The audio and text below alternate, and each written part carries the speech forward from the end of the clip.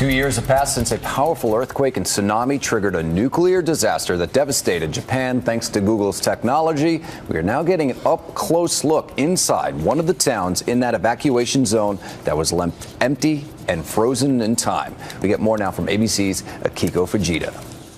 The silence is deafening on Namie streets. There are no signs of life, just abandoned homes, reminders of the disaster. The town has been tucked away for 2 years, locked behind checkpoints in a 12-mile no-go zone contaminated with radiation.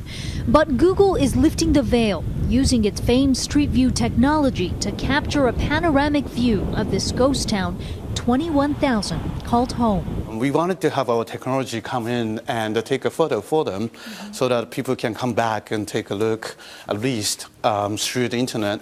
This is what Namie looked like in the days after the disaster. Radiation levels here have dropped 40%, but in some hotspots they're nearly 4 times the legal limit for nuclear workers in the U.S. Mayor Tamotsubaba says his residents can't move back, so he's opting for a virtual homecoming.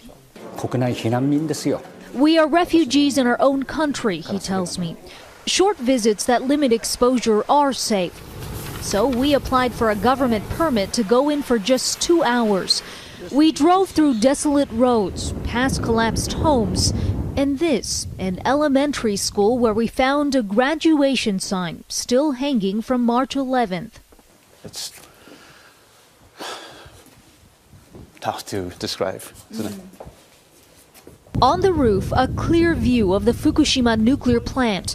3,000 people still work there, preparing to remove fuel rods from reactors. Workers complain about the stress and low pay.